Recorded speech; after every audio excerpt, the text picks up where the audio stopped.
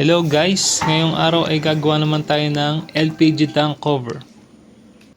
This is Eroy and Drona, the DIY couple.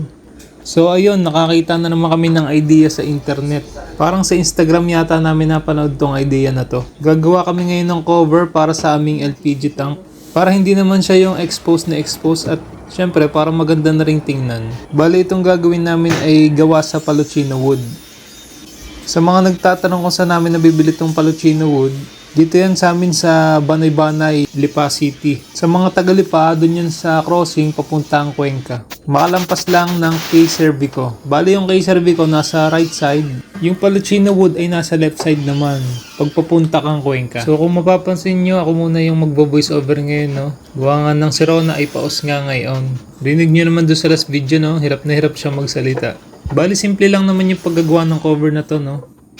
Yun nga lang, marami kang cuts na gagawin. Bali, karamihan sa gagawin nating cut dito sa ating gagawin ay bevel cut. Sa mga gustong gumawa nito, bali yung mga materials na ginamit namin dito ay Palucino wood, wood glue, nailer gun. Pero kung wala naman kayong nailer gun, ay pwede naman kayong gumamit ng maliliit na pako. Tapos martilyo. Maswerte na nga lang at nabibiyaan kami ng mga power tools, no? Kaya mas mabilis at maaluwang kami nakakapagawa ng mga DIY projects namin.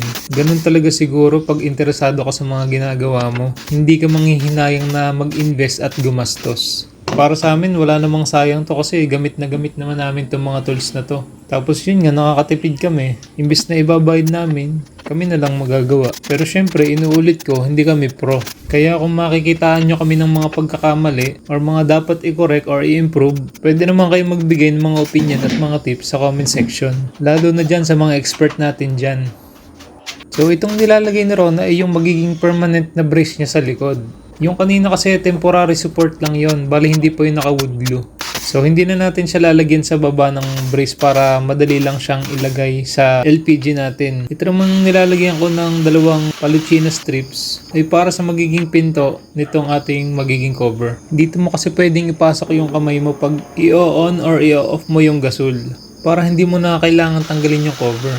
Hindi na namin nilagyan ng cover yung likod, no? Kasi hindi naman siya kita. Tsaka syempre parang mas madaling tanggalin or ibalik yung cover. So may isa tayong problema dito. Lumalampas yung sarado niya dun sa kanyang katapat na kahoy. So dapat pala hinabaan ko na lang ito para sumabit siya dito sana. So ang gagawin natin, lalagyan natin siya ng maliit na stopper sa likod nitong maliit na pinto.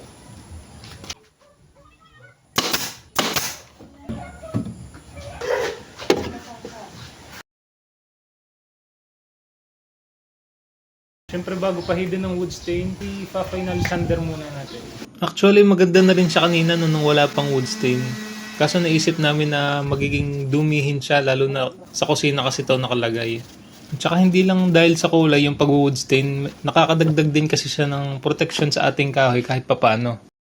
So dyan sa malalapad na area ay basahan lang yung ginamit namin na pang wood stain, at sa mga singit-singit naman ay tsinaga namin ito ng maliit na brush. Basta wag nyo lang kalimutan na magkaroon ng proper na spacing yung mga palucina para sa ventilation, para hindi matrap yung gas fumes sa loob kung sakaling magkakaroon ng singaw. Pare Tiban, shoutout nga pala sa'yo. Isa sa founder ng grupong Paripa ng Kambing.